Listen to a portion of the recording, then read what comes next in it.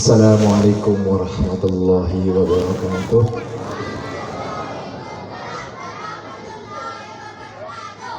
Enggak kompak ini.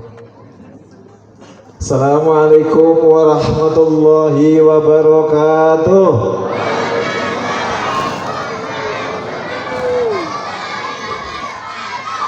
Bentar Gus, yang sana semangat harus menjadi orang yang hafal Al-Quran. Amin. Seneng dengernya, yang sini kayak melempem ngantuk gitu. Kayaknya yang ketiga kita coba. Assalamualaikum warahmatullahi wabarakatuh.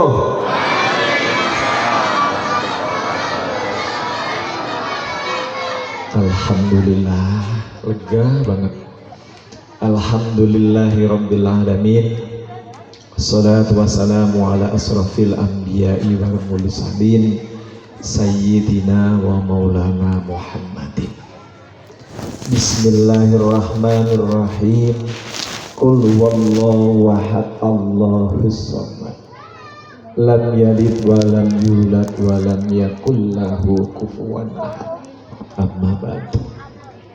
Yang saya hormati Bu Nyai, Pak Yai, para pengasuh di sini, khususnya sahabat kula Gus Hayat, ini banyak menginspirasi. Termasuk kula ini dikenalin sama Yai Maimun Zubair 2 hari sebelum wafat, dibarokai Gus Hayat. Saya dikenalin orang yang alim, orang yang sangat cinta kepada Allah melalui beliau. Matur nuwun Gus, mudah-mudahan akan jadi amal jariah tersendiri bagi jenengan Gus. Yang saya hormati Bu Nyai Hayat, walaupun saya belum lihat di mana beliau, kata beliau ya. Yang saya hormati Kiai Ainul Yakin, ini beliau adalah orang yang banyak menginspirasi Al-Quran, banyak menginspirasi kita untuk mencintai Al-Quran. Para ustadzat di sini, para kiai-kiai yang lain, ada Gus Wahid dari Darussalam, Pak Camat Batur, Pak Camat, ada Pak Lurah, dan ada pejabat lain. Semoga tidak bertemu di Gedung Merah Putih. Jenengan semua Gedung Merah Putih? Gedung Merah Putih itu gedung KPK. Saya kalau kemana-mana senang bertemu pejabat. Pesan saya mudah-mudahan tidak bertemu di Gedung Putih. Ini doa. Jadi nggak enaknya ketemu di Gedung Putih. Jadi yang saya hormati para hadirin semua di sini, yang nggak harus begini, atau langsung awal. Yang saya hormati para hadirin sekalian dan yang wisuda hari ini. Saya kalau ada wisuda, saya tidak pernah akan mengucapkan selamat kalian telah diwisuda untuk orang yang hafal Al-Quran. Kalau saya ngajar di pasca sarjana, begitu murid saya di S2 menjadi master, maka saya ucapkan selamat kalian telah menjadi master. Tetapi kalau kalian yang hari ini wisuda, maka saya akan mengucapkan selamat datang untuk menjadi ahlul Quran. Kenapa? Apa bedanya selamat wisuda dengan selamat menjadi ahlul Quran? Ada banyak kisah. Bagaimana ciri-ciri orang ini, orang itu akan menjadi keluarganya Allah. Bagaimana ciri-ciri orang ini akan menjadi bagian dari bagiannya Allah. Adalah orang yang istiqomah dengan Al-Quran.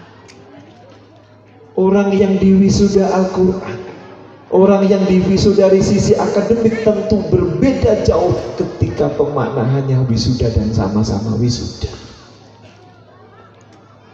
Ini bedanya jauh. Kayaknya masih ada kalau break mau nih. Ada di break mau nih. Berhenti dulu sebentar ya. Nih.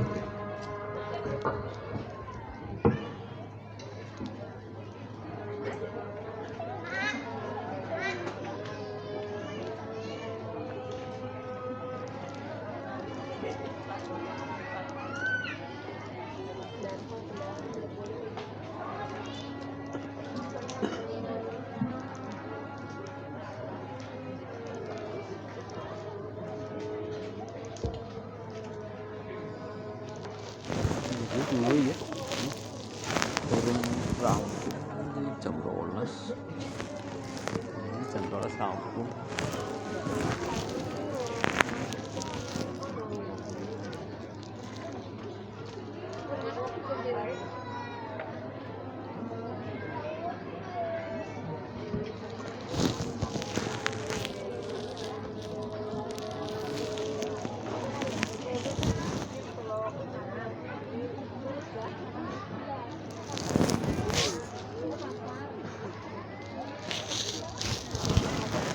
Kalau lanjutkan ya,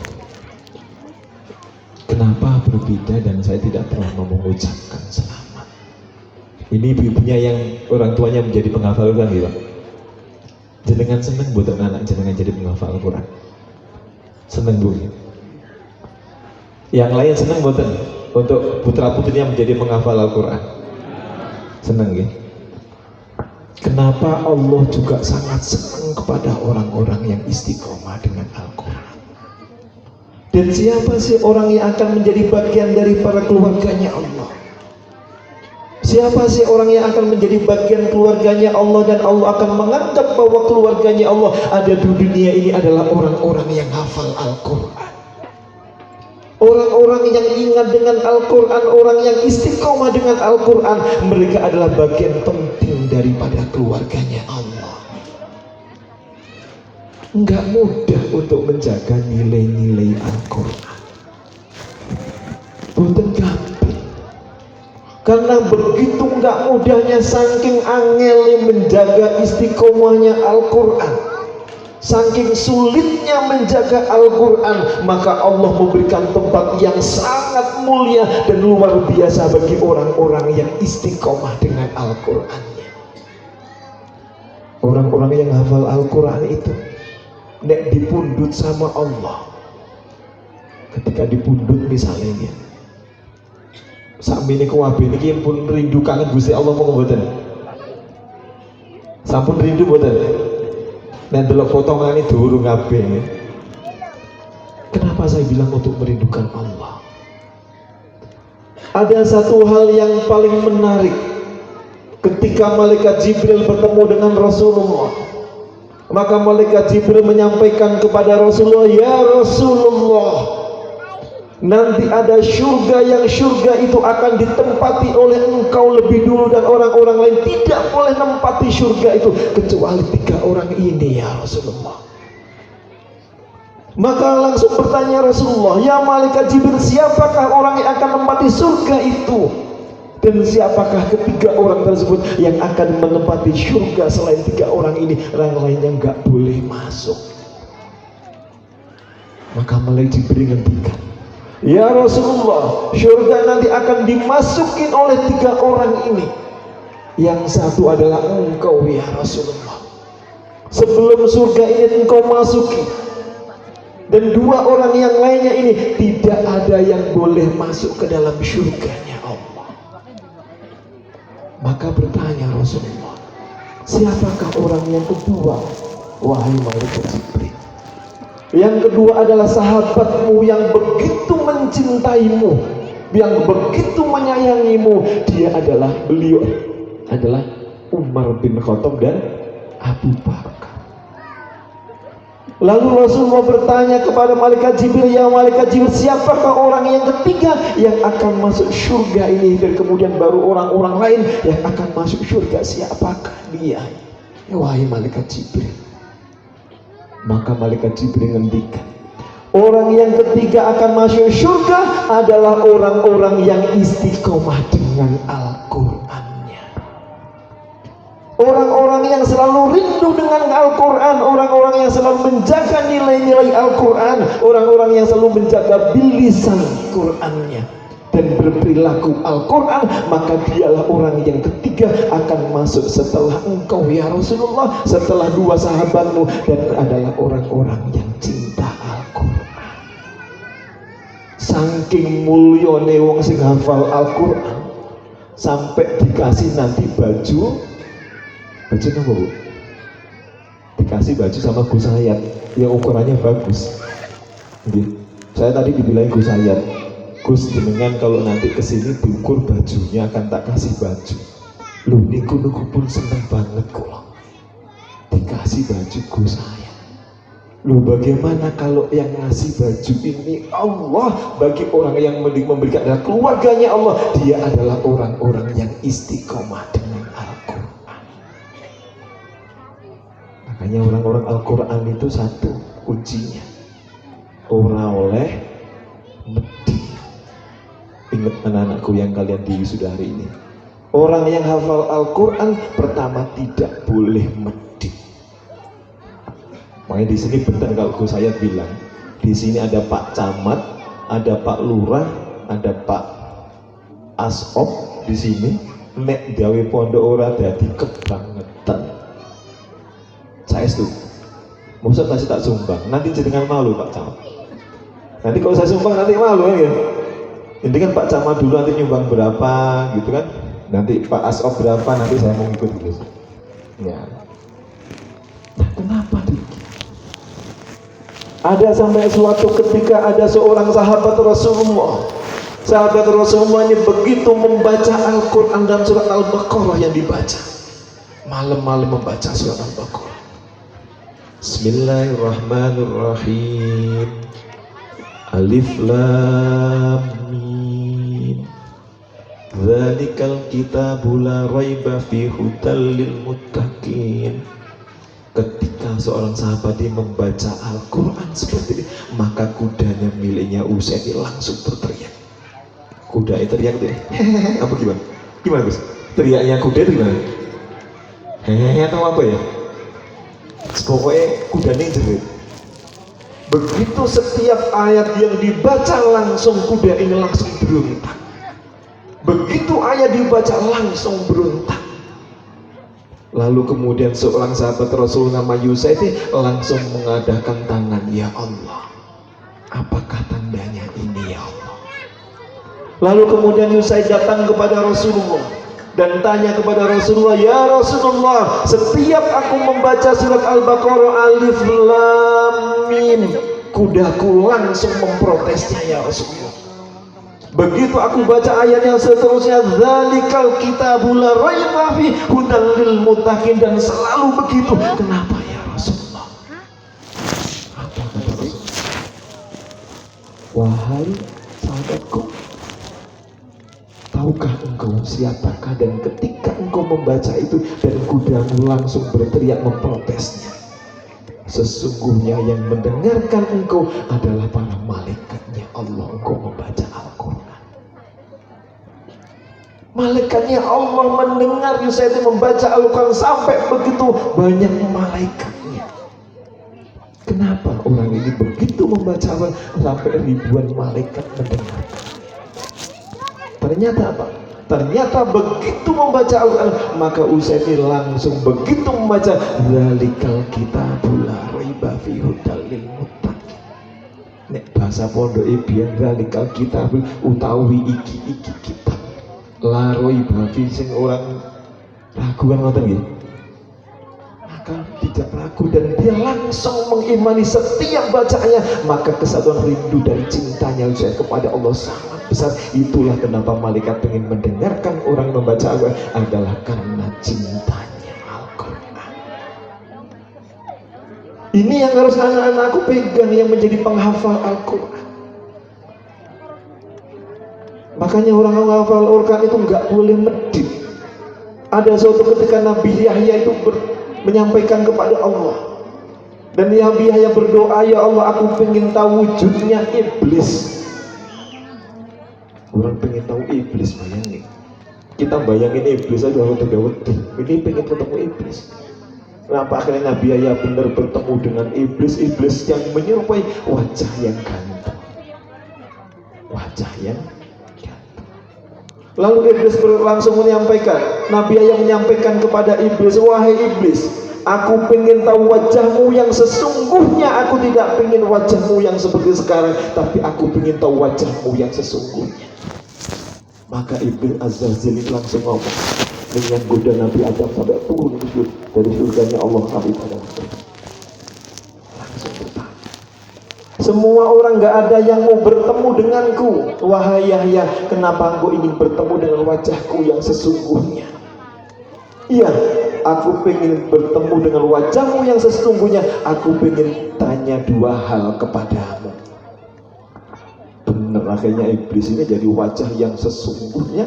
Ternyata wajahnya iblis ada wajah yang sangat menakutkan. Wajahnya kayak babi, kepalanya kayak, ada yang meriwayatkan kayak banteng, badannya berbeda.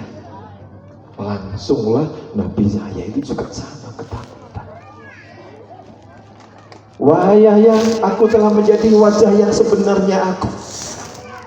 Maka Nabi Yahya bertanya, kenapa wajahmu seperti itu? Bukankah engkau dulu bersama malaikat?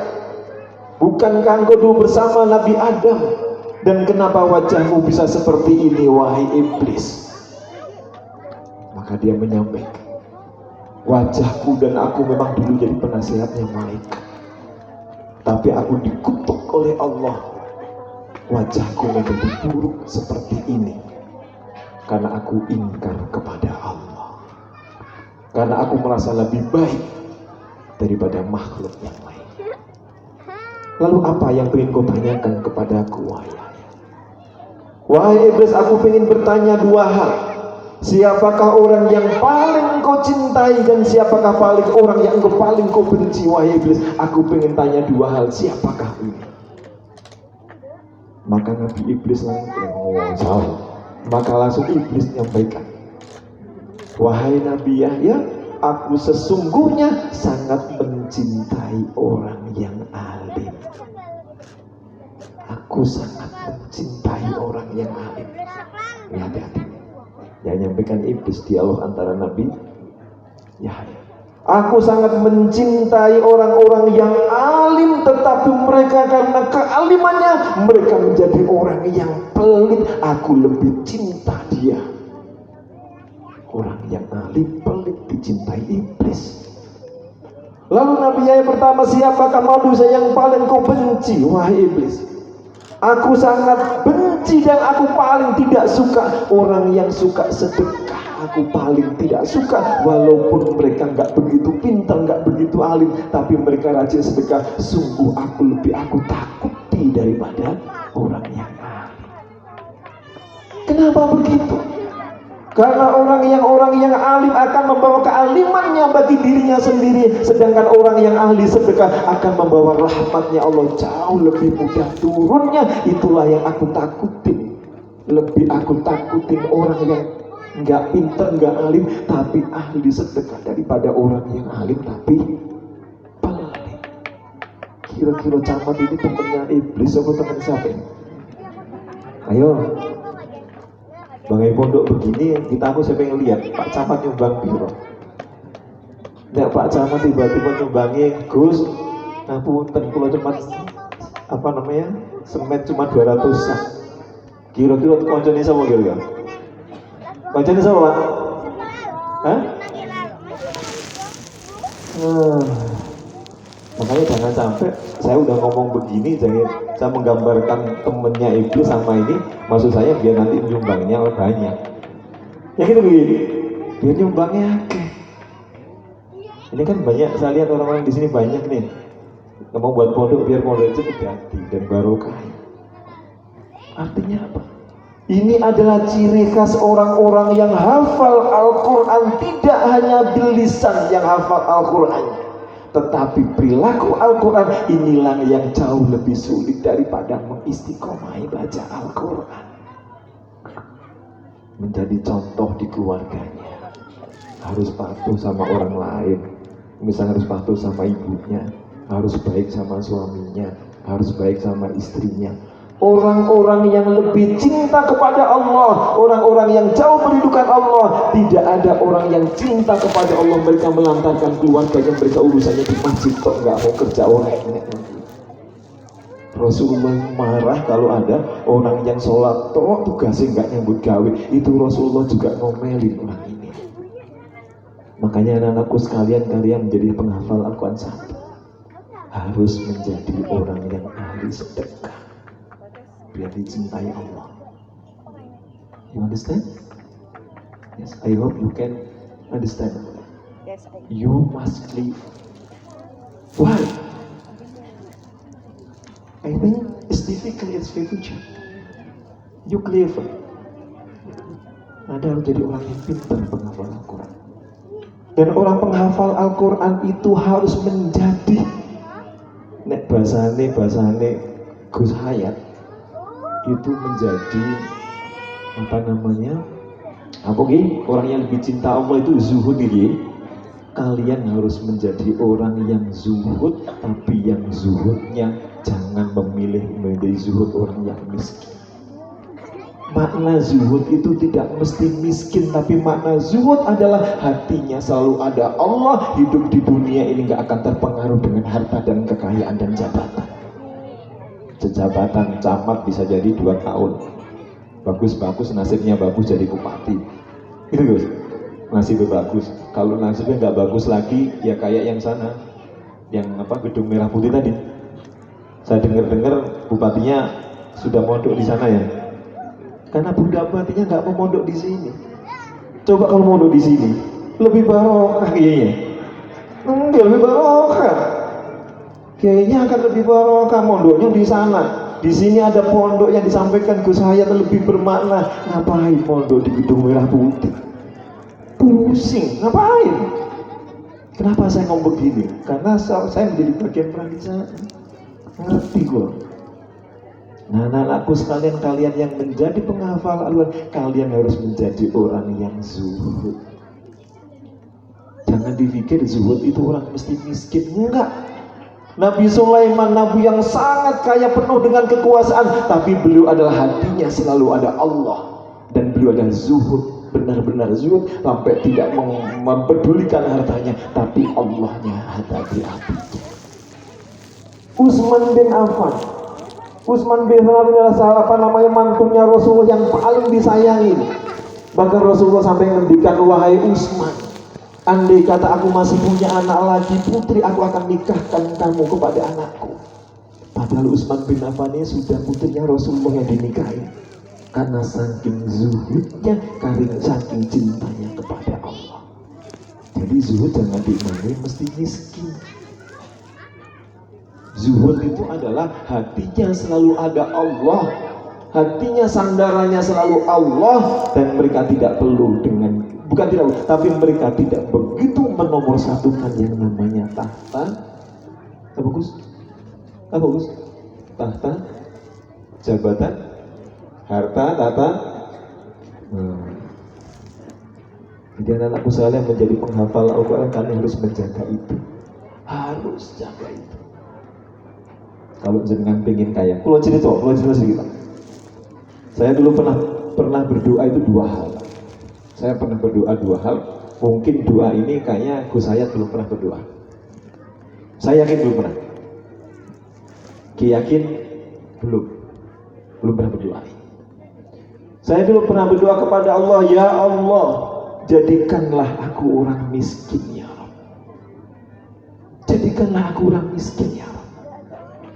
Dan jadikanlah aku orang tuli ya Allah. Untung Allah itu maha baik, maha rahman, maha rahim.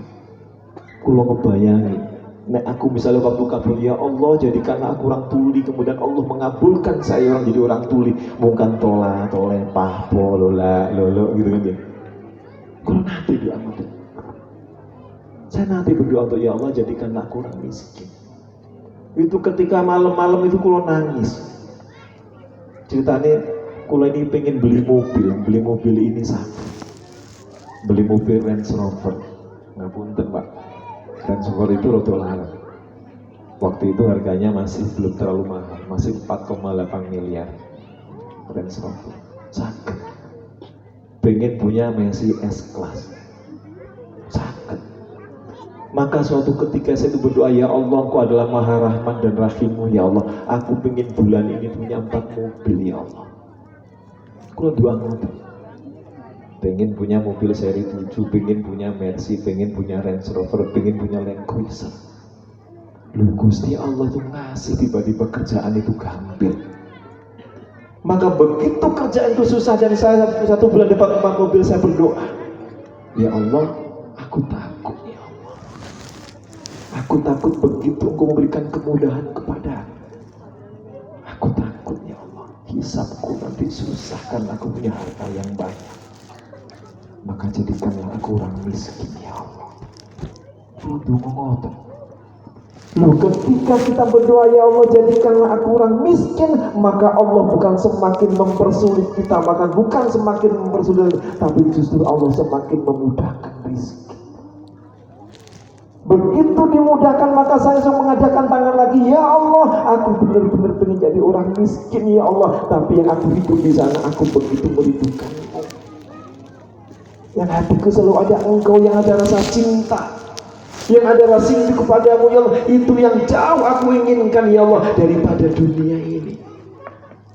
Loh, sudah dungu itu rezeki dimudahkan lagi Gus.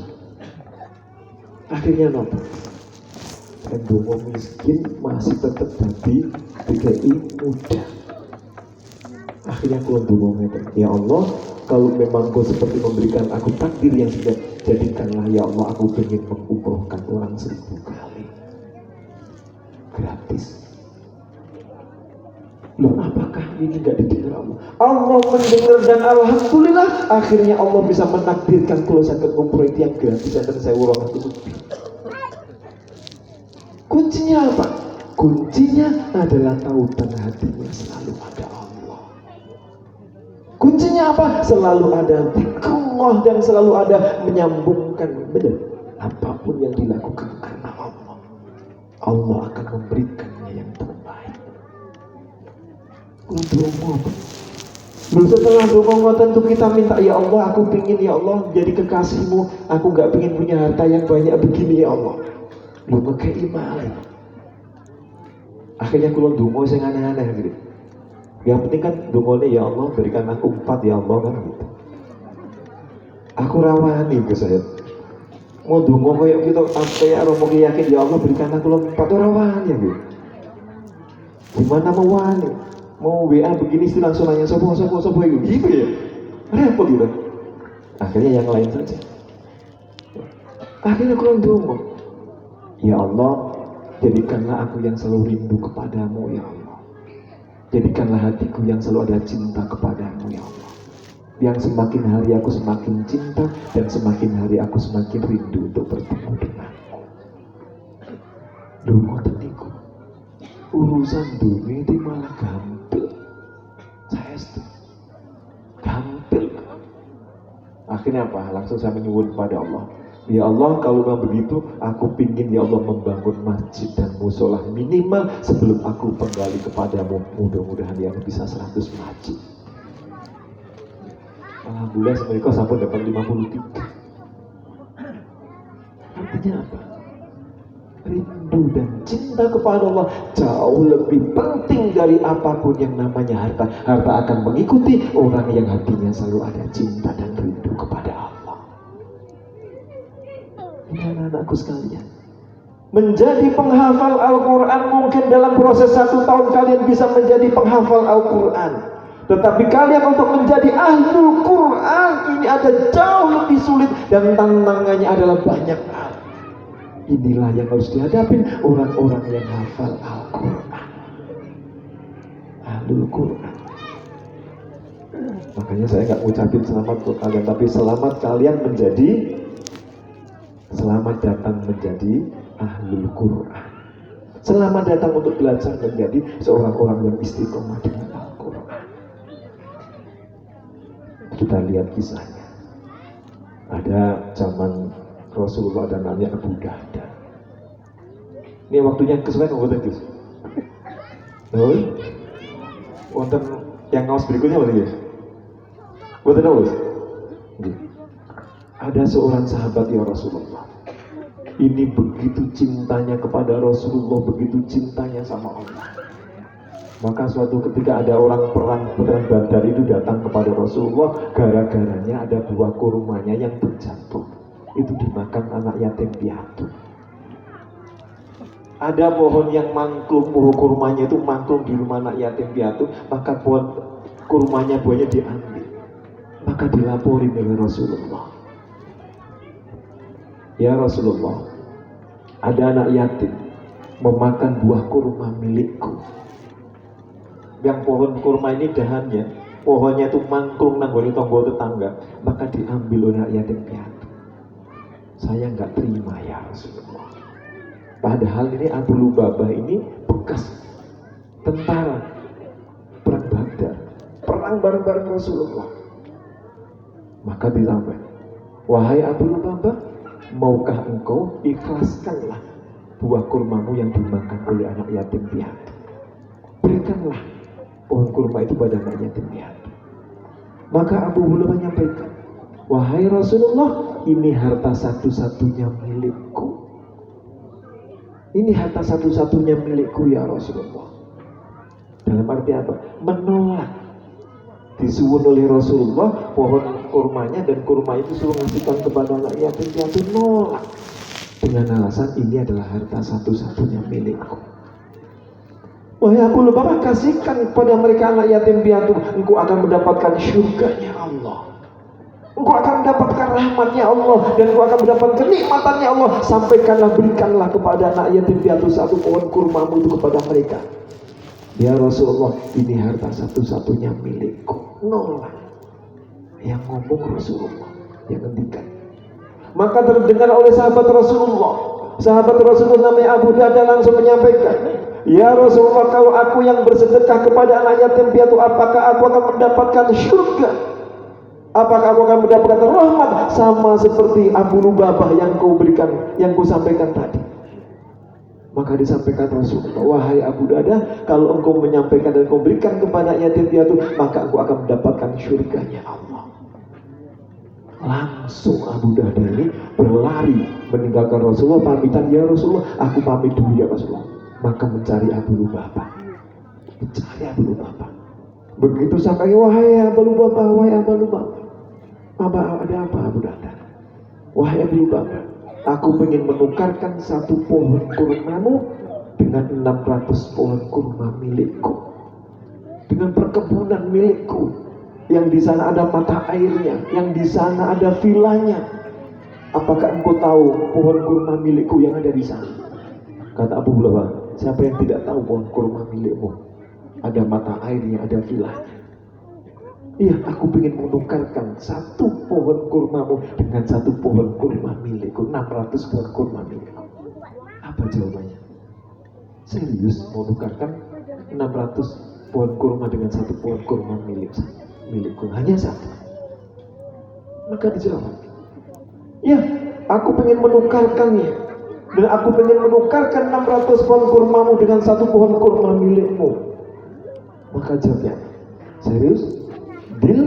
600 tukar satu? Maka deal di situ. Padahal di situ dalam riwayatnya, satu pohon kurma itu kalau panen itu bisa sampai berapa kuintal? Aduh, mahal. Satu panen itu bisa sampai, hitung-hitungan sekarang bisa 50 juta satu pohon, kali 600, kira-kira berapa itu? 300 miliar. Jadi kan pernah dulu nggak sih? Wah, soal model Pak Camat orang tahu kok gitu. Kayak taruhan berarti Pak Camat nggak pernah lihat uang cash 100 miliar. Pernah ya? Begitu pernah saya yakin pasti KPK akan melihatmu kan gitu. Jadi nggak mungkin gitu. Lalu benar, ditukar 600 pohon kurma dengan satu pohon kurma. Deal? Ya, deal. Mulai hari ini 600 pohon kurma milikmu, satu pohon kurma menjadi milikku. Lu itu Abu Darda senang banget, 600 pohon kurmanya ditukar dengan satu pohon kurma. Langsung mendatangi anak yatim piatu dan disampaikan, wahai anak yatim piatu, wahai anak-anakku. Makanya tadi saya bersedih mendengar anak-anak yang di sini membaca surat Al-Mahfud. Begitu dalamnya dibaca oleh penghafal Quran. Maka begitu lalu disampaikan, wahai anak-anakku, mulai hari ini pohon kurma ini adalah milikmu, makanlah sepuasmu wahai anak-anakku. Cirinya orang ahli syirik, manggilnya mesti baik. Wahai anak-anakku, mulai hari ini satu pohon kurma ini adalah milikmu, dan makanlah buah kurma sepuasmu. Maka dia bingung, anak yatim ini bertanya, bagaimana menjadi milikku? Aku sudah menukarkan 600 pohon kurma milikku dengan 1 kurma milikku, sehingga ini sekarang jadi milik. Lalu kemudian langsung Abu Darda langsung pulang. Begitu pulang menemui anaknya, ternyata anaknya sedang dalam perkebunan ini. Anaknya sedang memunguti, istrinya sedang memunguti buah-buah kurma. Langsung Abu Darda menyampaikan, wahai istriku, wahai anakku, keluarlah engkau dari villa ini, keluarlah engkau dari taman-taman ini. Aku telah menjualnya, wahai istriku. Istrinya bertanya, wahai suamiku, engkau menjual kepada siapa 600 pohon kurma ini? Ada villanya, ada mata air, engkau jual kepada siapa, wahai suamiku? Maka Abu Darda menyampaikan, wahai istriku, anak-anakku, pergilah engkau, aku telah menjualnya dan aku telah menjualnya kepada Allah. Apa untungnya aku telah menjualnya? Maka Abu Darda menyatakan, untungnya adalah surganya Allah kelak. Maka pembicaraan antara Abu Darda dengan anaknya, dengan istrinya, dengan anak yatim piatu, maka Rasulullah mendengar dan Rasulullah menemui dengan Abu Darda. Wahai Abu Darda, apakah benar engkau telah menukar 600 pohon kurmamu dengan 1 pohon kurma miliknya Abu Darda? Ya Rasulullah, aku telah menukarkannya, karena aku telah menyampaikan kepada Abu Lubabah siapa yang mau menukar pohon kurmanya, maka akan mendapatkan surganya Allah. Karena engkau yang menyampaikan, ya Rasulullah, karena aku mencintaimu ya Rasulullah, maka aku berlari bertemu dengan Abu Lubabah. Aku menukarkan 600 pohon kurmaku dengan 1 pohon kurma. Apa jawab ya Rasulullah? Wahai Abu Darda, engkau akan menjadi orang yang kaya di akhirat nanti. 100 tahun malaikat Jibril melewatinya belum akan tembus melihat kurmanya. Ada cinta. Nek ora nek cinta nanggone Gusti Allah, nek ora nek cinta nanggone Rasulullah, angel nyumbang gawe pondok 5 juta ya. Karena nggak ada rasa cinta, nggak ada rasa rindu. Inilah yang anak-anak menjadi penghafal Al-Quran. Kalian harus semakin hari semakin menanamkan rasa rindu dan cinta kepada Allah. Yang semakin hari menanamkan cinta dan rindu kepada Rasulullah. Kalian tautan hati adalah hatinya Allah. Kalau kalian menjadi orang yang cinta Allah, kalau kalian menjadi orang yang cinta Rasulullah, kalau kalian menjadi orang yang istiqomah, maka semua akan mengalir. Kalian akan menjadi orang yang menjadi kekasihnya Allah karena ahlul Quran. Anakku sekalian, kalian sudah di sini untuk menjaga nilai Al-Quran. Tidak hanya bilis, tapi juga perilaku. Menjadi perilaku Al-Quran akan jauh lebih disenangi. Sama kayu saya begitu membaca Al-Quran, karena begitu bacanya langsung hatinya menanamkan realitas kita. Langsung hatinya, ya Allah, aku tidak ragu sedikit pun dengan Al-Quranmu ya Allah. Akhirnya malaikat berdesak-desakan pengen mendengarkan Usaid untuk membaca Al-Quran. Makanya anakku sekalian, saya pernah diijazahi oleh Kiai Husain. Saya menyampaikan begini, Kiai, saya itu kalau membaca Al-Quran selalu saya tunjukkan kepada Rasulullah. Ya Allah, saya membaca Al-Quran ini karenamu ya Allah, karena aku mencintai dan aku merindukanmu ya Allah. Maka bacaan Al-Quran ini ya Allah sampaikan kepada Rasulullah dan keluarga, dan kepada ibu dan bapakku. Saya nyampe Kiai Husain, tapi kalau dereng nanti diijazahi tiang, kalau setiap bacaan Al-Quran ditujukan kepada Rasulullah. Kalau pengen ya, setiap apapun, setiap saya baca tumbuh rasa cinta kepada Allah. Beliau mendikan begini, bacalah 12 kali la yatakallamuna illa man adina rahmanu wa qala sawaba. 12 kali sesudah sholat wajib. Dan baca surat Al-Nasrah 9 kali. Ini adalah untuk menuntun untuk menjadi rindu dan cinta kepada Allah dan Rasulullah dan Al-Quran. Pun saya nanti masih ada yang ngos lagi. Jadi anak-anakku sekalian, selamat kalian memasuki untuk menjaga nilai-nilai Al-Quran. Saya paling senang kalau menghadiri acara wisuda Al-Quran. Saya akan bertemu dengan orang-orang yang dikasih, yang dicintai oleh Allah, orang-orang yang menjadi penghafal Al-Quran. Tapi ingat anak-anakku sekalian, ada juga orang yang penghafal Al-Quran yang tidak disukai Allah juga ada. Ada wonten yang bunuh Utsman bin Affan juga sih, orang yang hafal Al-Quran. Nah, nanti kalau tak ceritain kisahnya terlalu panjang, nanti kapan-kapan mawon nanti biar Gus Said ngundang kula mriki malih. Nanti ya. Pun mawon ngapunten, hanya itu yang bisa kami sampaikan. Selamat Bapak Ibu, kalian punya putri penghafal Al-Quran. Dukung terus untuk menjadi ahlul Quran. Dukung terus putri jenengan untuk menjadi ahlullah. Kalau jenengan tidak mendukung, berat bagi seorang anak untuk menjaga nilai Al-Quran. Okay. Itu hanya mawon yang kami bisa sampaikan. Mudah-mudahan pondok ini cepat selesai jadi. Nanti saya akan nanya Gus Hayat, Gus, Pak Camat nyumbang jadi nyumbang piro, ya. Saya akan nanya gitu. Nanti kalau mau nanya Pak Asop putranya ada di sini, ya Gus ya. Jadi nanti saya akan Gus, pondoknya gimana gitu. Pak Asop sudah gimana gitu. Nanti saya ikut nyumbang. Cuman saya nggak mau duit sumbangnya Pak Camat. Nanti kualat. Nanti kalau misalkan Pak Camat hanya nyumbang 10 juta, saya 50 juta kan malu gitu. Ya kan malu. Jadi mendingan nanti gitu. Sekali lagi selamat menjadi orang-orang menjaga nilai Al-Quran. Anak-anakku sekalian, terima kasih. Yang Kur Indonesia Raya lagunya, jadikanlah kalian semangat untuk menjaga Al-Quran dan jadi penghafal Al-Quran juga ya. Dan untuk semua yang hadir di sini, semoga kita semuanya dirahmati oleh Allah Subhanahu wa taala.